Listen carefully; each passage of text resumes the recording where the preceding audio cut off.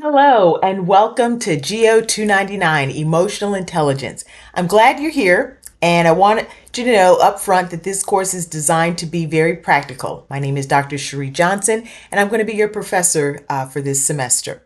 We're going to learn some concepts, but we'll also apply them to real situations you'll face in school, work, and relationships. This week focuses on emotional intelligence models and measurement for leadership and team effectiveness. In other words, we're starting with two big questions. First, what is emotional intelligence and how do different scholars define it? Second, how can we measure it in a way that is fair, accurate, and useful? Look at the gauge on the right side of the slide. It highlights the core areas we'll keep coming back to throughout the course. Self-awareness is your ability to recognize what you're feeling and why. Self-management is how you handle those feelings, especially under stress. Social awareness is your ability to read other people and understand what is happening in the room. Relationship management is how you communicate, collaborate, handle conflict, and build trust over time. Now, here's the key point for week number 1. Emotional intelligence is not just a personality trait, nor is it simply being nice. It's a set of skills that can be developed. But if we're going to develop these skills, we need a clear framework and ways to assess growth. That's why we'll compare models and discuss measurement tools. Some tools measure how you think you behave. Other tools measure how you perform on emotion-related tasks. Each approach has strengths and limitations, and part of your job in this course is to learn how to evaluate those tools critically. As we move through this week, I want you to connect the ideas to leadership and teamwork. Think about group projects, athletics, student organizations, and workplace teams. What happens when someone has strong technical skills but poor self-management? What happens when a leader lacks social awareness? What happens when conflict is handled badly? These are not abstract issues. They directly affect team performance and people's well-being. Before we end this slide, here's your challenge for week 1. Pay attention to your own patterns. What situations trigger stress or frustration for you? How do you typically respond? And what would it look like to respond with more emotional intelligence? If you start the course with honest self-reflection, you'll get much more out of everything that we do next. To set us up for success this week, here is the roadmap for where we're going and why each piece matters. We'll begin by getting clear on what emotional intelligence actually is. You'll see that different researchers define EI in different ways, and that definition matters because it shapes what we pay attention to and what we consider good evidence. Next, we'll look at 3 major families of EI models: ability, mixed, and trait. Think of these as 3 different lenses. Each one emphasizes different skills or characteristics, and each one leads to different conclusions about what EI is and how it develops. As we go, your job is to notice what each model includes, what it leaves out, and what it means for real-world leadership. After that, we'll shift to measurement. This is where critical thinking becomes essential. We'll compare self-report measures, 360-degree feedback, and performance-based tests. None of these methods is perfect. Each one has strengths, weaknesses, and potential bias. The goal is to learn how to evaluate a tool instead of simply trusting a score. Once we have models and measurement in place, we'll connect EI directly to leadership and work teams. We'll focus on what the research literature actually found, not what social media claims or popular books might suggest. As we do that, I want you to ask a practical question. Under what conditions does EI help teams, and when might it matter less than other factors like training, structure, or motivation? Finally, we'll wrap up with current research trends and practical takeaways. That means we'll translate theory into habits that you can practice. You should leave this week with a clearer understanding of EI, but also with specific strategies you can apply in group projects, student organizations, and future workplace teams. As you work through the week, keep one guiding question in mind. If someone says they have high emotional intelligence, what would you need to see to believe that? And what evidence would be strong enough to support it? Now that we have the roadmap, let's anchor the course in a shared definition of emotional intelligence and why it matters for leadership. Emotional intelligence is the ability to recognize emotions, understand what they mean, and regulate responses in yourself and in your interactions with others. This definition is not just about having feelings, it's about skill. It focuses on what you can perceive, interpret, and manage, especially when pressure is high. On the left, you see a comparison between ability models and mixed models. Ability models treat EI more like a form of intelligence. The focus is on how well you process emotional information, such as identifying emotions accurately and using that information to reason and solve problems.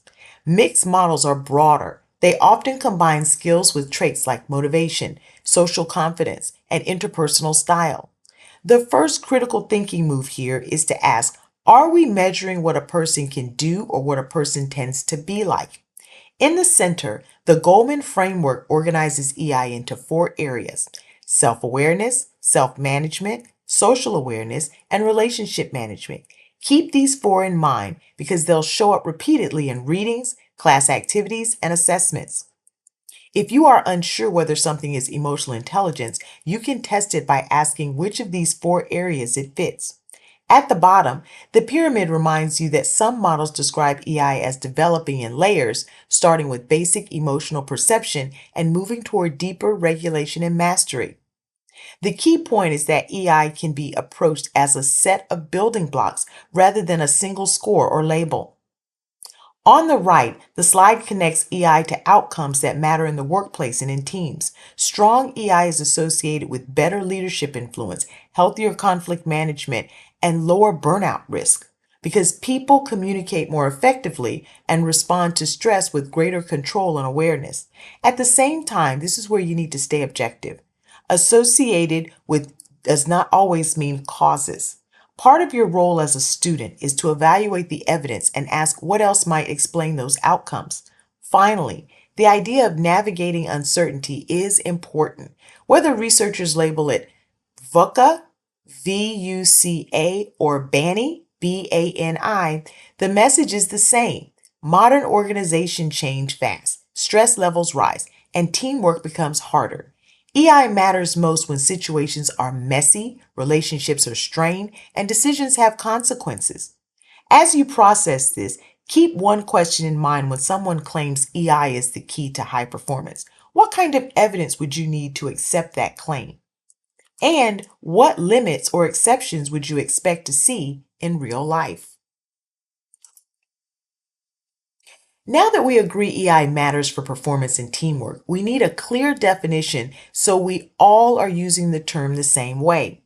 At the core of the emotional intelligence is about how you process emotion. That includes noticing emotions, using emotion-related information to think and decide, understanding what emotions mean, and managing emotions in ways that help rather than hurt. Most definitions include 2 targets at the same time: what happens inside you and what happens between you and other people. From there, researchers usually frame EI in 3 main ways. The ability framing treats EI as a mental skill test, similar to problem solving, but focused on emotions. The mixed framing expands beyond skill to include broader competencies like motivation and social effectiveness.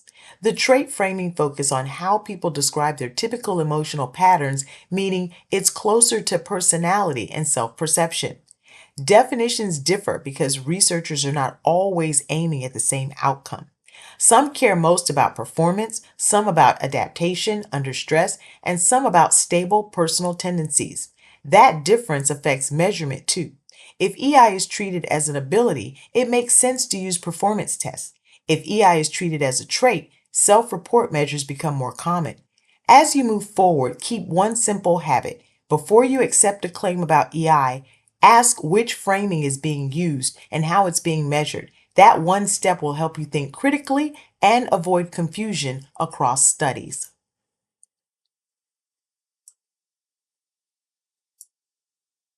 Now that you know the definitions vary, the easiest way to stay organized is to group EI theories into 3 main model families. Each family answers a slightly different question about what EI really is. First is the ability model. This treats EI as a set of cognitive skills for processing emotion. The focus is on what you can do, such as identifying emotions accurately, understanding emotional meaning, and using emotional information to guide thinking. Because it is treated like an ability, it's often measured with performance-based tests rather than opinion-based surveys. Second are mixed models. These combine emotion processing abilities with broader competencies and traits such as motivation, communication effectiveness, and interpersonal influence. This is why mixed models are common in leadership training and workplace development because they connect EI to behaviors organizations want to build. Third is the trait model. This treats EI as self-perceptions and emotional tendencies, which puts it closer to personality. Trait EI is usually measured through questionnaires because it's asking how you typically see yourself and how you usually respond. Here's the main takeaway to carry forward. No matter which family you're looking at, EI is usually described as personal intelligence plus social intelligence. That means you're learning how to handle your own emotions and how to work effectively with other people's emotions.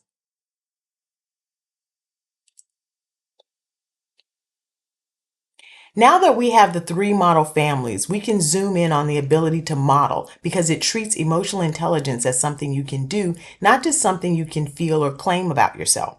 This model is often summarized in two core areas. Experiential EI is what happens at the surface level. You notice emotional cues and you respond to them.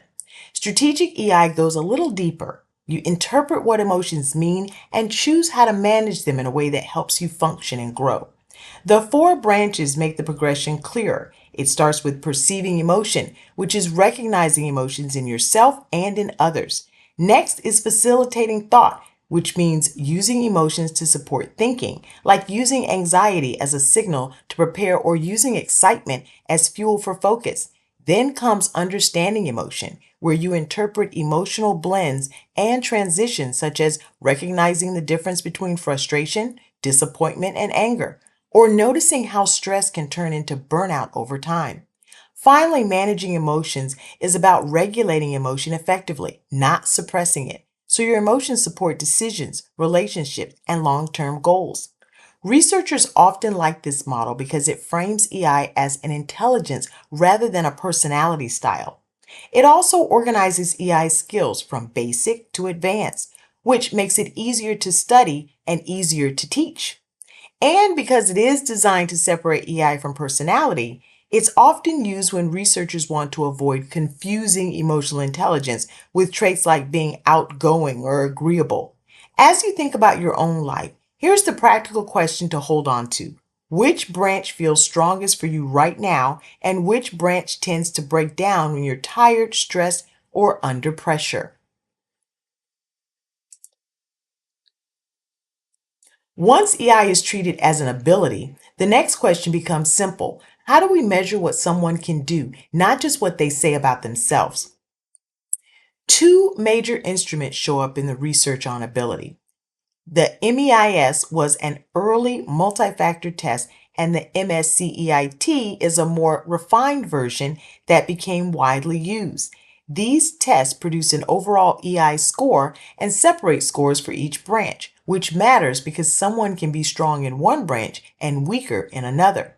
The structure of the MSCIT lines up with the four-branch model you just learned. It asks you to recognize emotions and faces and images, use emotions to support thinking, understand how emotions combine and shift, and choose strategies to manage emotions for better decisions. Notice what that means. It's not asking whether you believe or you're emotionally intelligent. It's asking you to solve emotion-related problems. That leads to three common assessment approaches you'll see in EI research and practice. Self-report questionnaires capture how you see yourself. 360 degrees or other ratings can capture how other people experience you. Objective performance tests capture how you perform on emotion tasks. Each approach answers a different question, so you should never assume that they're interchangeable. Ability tests are usually chosen in research or selection contexts where construct clarity matters and where self-report bias is a concern. In other words, when accuracy is important, Researchers often prefer performance-based measures. As you think critically, keep one question in mind. If two people score high on a self-report EI survey, but one struggles with emotion recognition in real interactions, what does that tell you about the difference between confidence and competence? After looking at ability EI as performance on emotion tasks, the next step is understanding mixed emotion models, because these are the ones you'll see most often in leadership training and workplace development. Mixed models are popular for three main reasons. They're easy to explain in practical language. They connect directly to leadership and teamwork skills like communication, influence, and collaboration. And they're commonly used for coaching and development because they translate into behaviors people can practice. At the same time, this is where you need to think critically. Mixed models are broader, and that breadth creates a few challenges because they include competencies and traits they can overlap with personality. Different tools also may not be measuring the exact same thing, even if they use the label emotional intelligence. That means you should be careful about comparing scores from different instruments if they are equivalent. The best way to interpret mixed model results is a profile of competencies, not as one pure EI score that defines you. A person might show strength and empathy, but struggle with self control under stress. Another person might be confident and socially skilled, but weak at recognizing emotional cues accurately. One practical takeaway to carry forward is this. In organizations, mixed models are often seen as the most trainable framing because they focus on skill development and observable behavior. Your critical thinking task is to ask whether the model is measuring emotional skill, personality, or a blend of both, and whether the evidence supports the conclusions that are being made.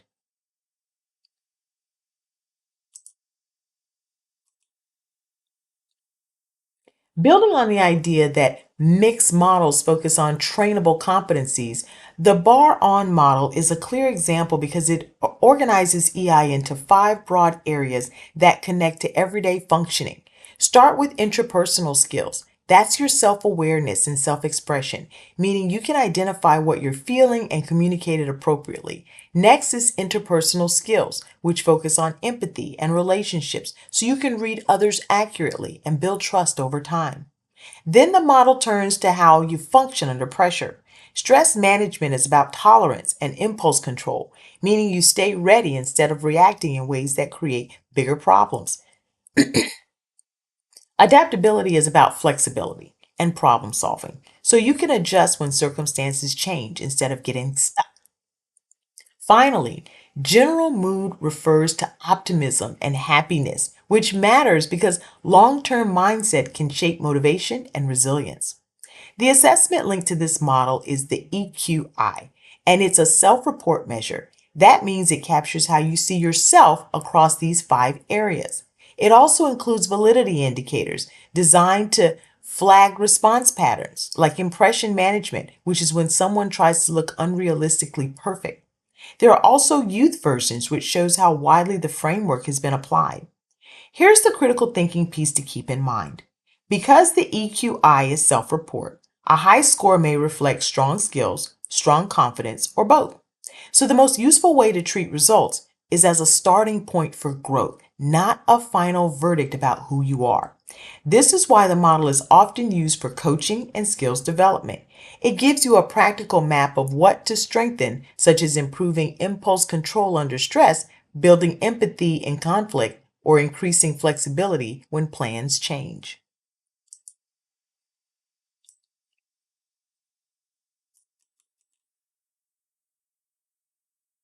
Now that you've seen one model organized around broad life and work functioning, let's look at the Goldman competency approach, which is built to connect directly to leadership behaviors and workplace development. The big structure here is four clusters. Think of it as moving from what you notice to what you do with it to how you understand others and then how you perform in relationships. First is self awareness. This is being able to name what you're feeling, check your own blind spots, and keep your confidence grounded in reality instead of guesswork. Next is self management. This is the action side of your inner world. It includes self control, staying aligned with your values, adapting when things shift, and keeping initiative when motivation drops. Then the focus turns outward with social awareness. Empathy matters here, but so does organizational awareness, meaning you can read the environment, power dynamics, and unspoken expectations. Service orientation is included because strong leaders pay attention to what others actually need, not just what's convenient. Finally, social skills bring everything together in real interactions. Influence and communication show up in how you persuade and explain. Conflict management is how you handle tension without escalating it. Teamwork and collaboration reflect whether people can work with you effectively over time.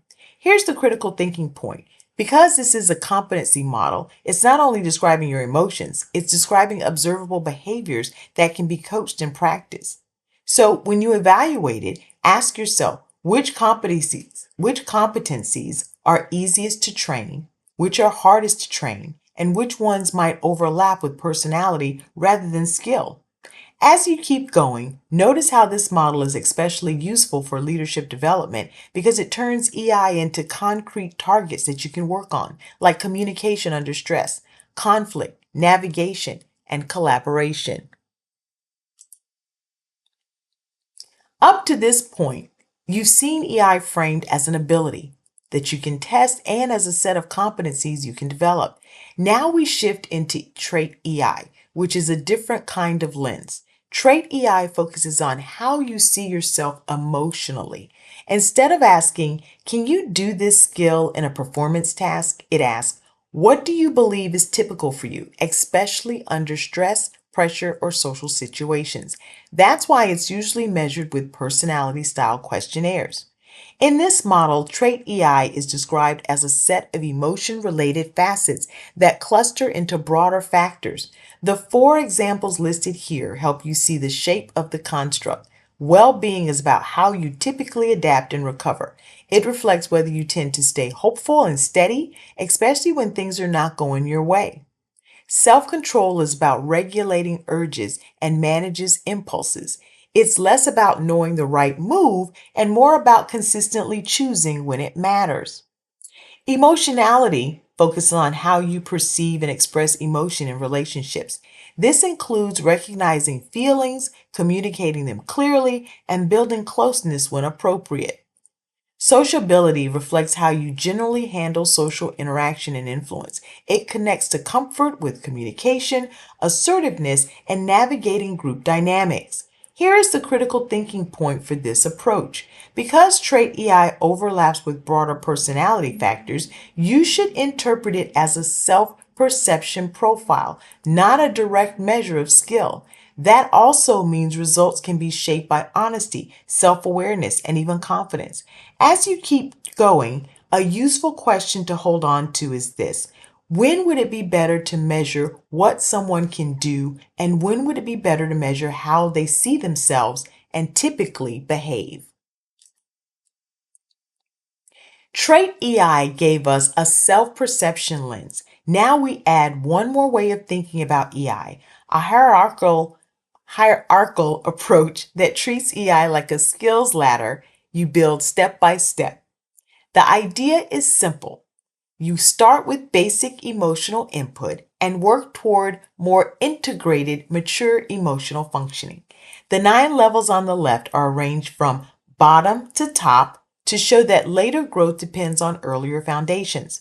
At the base are emotional stimuli and recognition of emotions. That is the notice it phase. If you cannot reliably detect what you're feeling or what you're signaling, everything above it becomes guesswork. Next comes self awareness and self management. That's the name it and regulate it phase. You're not just reacting, you're identifying the emotion and choosing how to respond.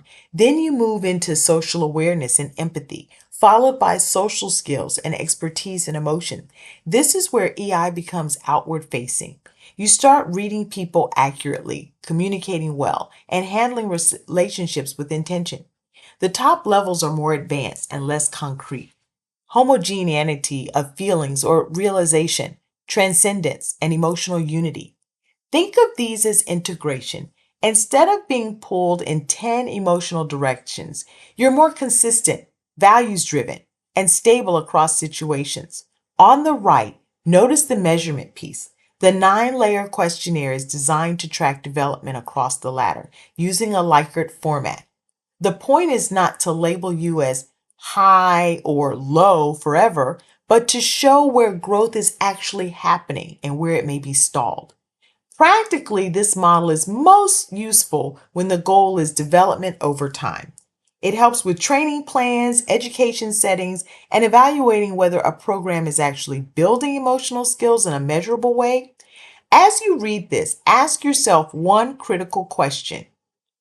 If EI can be trained, which level would you personally focus on, and what daily behavior would you improve as you are improving there?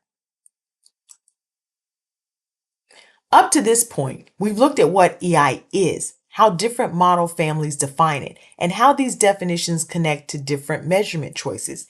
Now we zoom out and look at what researchers actually do when they study EI in leadership in teams.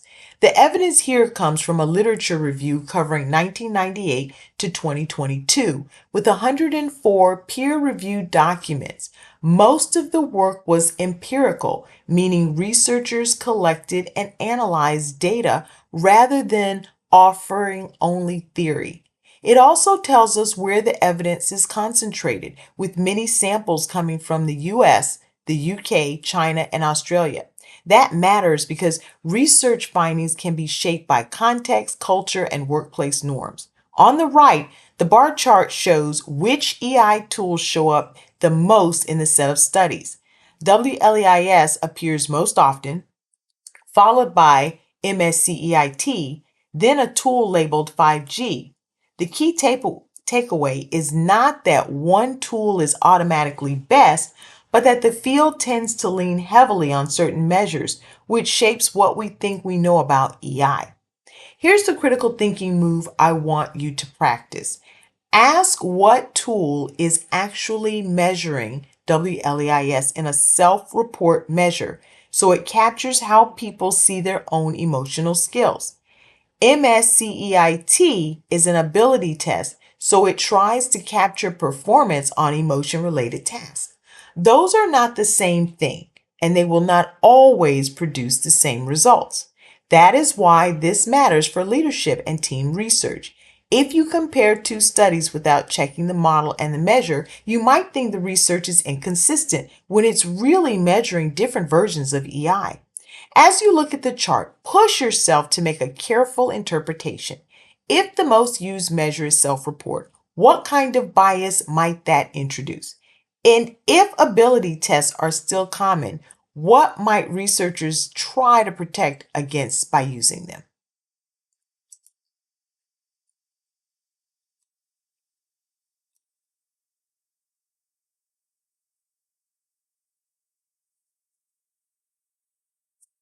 Now that you have seen how EI is defined and measured in the research, the next step is connecting it to leadership.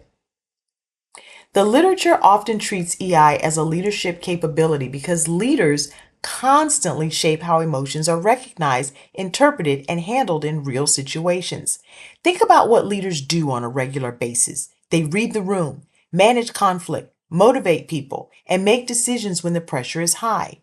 Each of those tasks depends at least partly on recognizing emotions in others and regulating emotions in yourself. That is why EI shows up so often when researchers talk about leadership effectiveness and leadership success.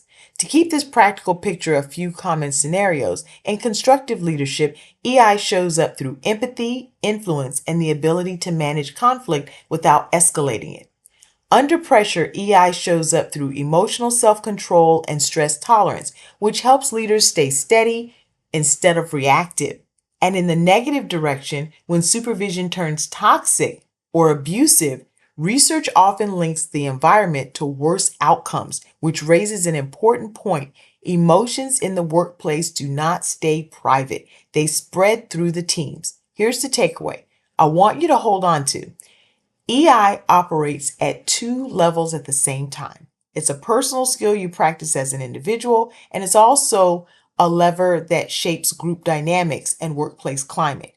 As you think critically, ask yourself two questions. First, is EI the cause of strong leadership, or is it something strong leaders develop because of experience and feedback?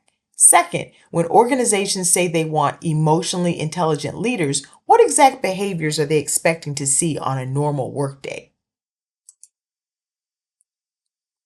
If EI matters for leadership, the next question is what happens when you zoom out from one person to an entire team? This is where EI starts to look less like a personal trait and more like something that shows up in how a group works together every day. At the individual level, people will, with stronger EI skills, they actually tend to communicate more clearly, pick up on what others are feeling, and respond in ways that keep relationships strong. When that happens, teams usually experience better cohesion, smoother collaboration, and greater openness to sharing ideas. Over time, those patterns can support innovation because people are less afraid of being shut down or misunderstood. At the group level, researchers talk about group EI as shared norms, the unwritten rule that shapes how a team interprets emotional moments and responds to them. For example, does the team treat conflict as something to attack and avoid, or something to address and learn from? Does feedback feel like help or like humiliation? Those group norms matter because they can influence performance, especially in teams that face pressure, deadlines, or disagreement. This also connects back to leadership. Leaders can influence whether a team develops emotionally competent norms by modeling how to respond to tension, handle mistakes, and create space for honest communication without punishment. Here's the practical implication. Strong teams don't just hope emotions will work. They build shared norms for conflict, feedback, and emotional interruptions, meaning moments when stress, frustration, or confusion suddenly change how people interact. And when you think about EI in teams, treat it as two things at once. It's a selection factor, who's on the team, and it's a process factor, how the team operates once those people are together. As you think critically, consider this. If you put several high EI individuals on a team, do you automatically get a high EI team? Or does the team still need shared rules and leadership habits to make those individual skills show up consistently? Now that we've connected EI to leadership and team dynamics, it makes sense to ask how the research is evolving as work itself changes. Much current EI research is not just repeating older questions, it's testing EI in newer, tougher environments. One major shift is context. Post-pandemic workplaces include more remote and hybrid teams, which change how emotions are expressed and interpreted. It's easier to miss tone, misread intent, or let small frustrations build up when communication is mostly digital. Researchers are also paying more attention to VUCA and BANI environments, meaning settings where conditions are volatile, uncertain, brittle, and anxiety producing. In those situations, emotional reactions can spread quickly, and stress can become the default if teams do not have strong coping habits. Because of that, the skills being studied most often are those that help people stay ready under pressure. Resilience and coping as are seen as ways to handle constant demands without burning out. Mindfulness is frequently discussed because it connects to emotion, regulation, and staying engaged rather than shutting down. Empathy and self control are also getting attention, especially when people have to manage conflict, disappointment, or high stakes decisions. Another emerging area is the relationship between people and technology. Researchers are comparing how different generations entering the workforce communicate, interpret feedback, and manage emotions at work. There's also growing interest in how AI tools affect people centered work. Even when AI helps with efficiency, it does not replace the human side of trust, motivation, and relationships. So scholars are asking where technology supports EI and where it creates new strain. Here's the practical takeaway. EI is increasingly framed as a protective capability in high stress settings, not just a nice add on. And organizations are paying more attention to development, not only selection. In other words, it's not just about hiring people who already have EI, it's about building the habits, norms, and skills that strengthen EI over time. As you think critically, consider this question. In a remote or high stress environment, what matters more for team success? Having a few naturally high EI people, or having shared routines that help everyone regulate emotions and communicate clearly? At this point, you've seen that emotional intelligence can mean different things depending on the model, and that the way we measure it can change what we think we're seeing. So, the most practical skill you can take from this unit is knowing how to match your goal to the right model and the right tool. Start by choosing a model based on what you're trying to learn. If you want to treat EI like a mental skill, something closer to problem solving with emotional information, the ability model fits best. If your goal is workplace performance, leadership development, or coaching, mixed models tend to work well because they connect EI to competencies that people can actually practice and improve. If you're asking a self perception question, like how someone typically experiences and expresses emotions, then trait EI makes the most sense because it's designed to capture those tendencies. Next, choose the measure that matches that model. Performance tests are the best match for ability. EI because they try to evaluate what you can do, not just what you believe about yourself. Self-report tools are common for mixed and trait approaches because they focus on perceived skills, habits, and tendencies. And when you want an outside perspective, especially in leadership and team settings, 360 ratings can add useful information because they capture how other people experience your behavior. Here's the part that makes your thinking more critical. You have to be explicit about your chain of logic. Model first, then measure, then interpretation. If you skip that order, you can accidentally compare scores that are not measuring the same thing, even if they're labeled EI. Finally, remember that measurement is not the finish line. The strongest approach is to pair assessment with development, like training, coaching, and team norms. The goal is not just to label someone as high or low EI, but to build specific behaviors that improve communication, decision making, and relationships over time. And this brings us to the end of week one presentation. Here's a list of the references and readings for this chapter for week one. And I will see you in the next lesson.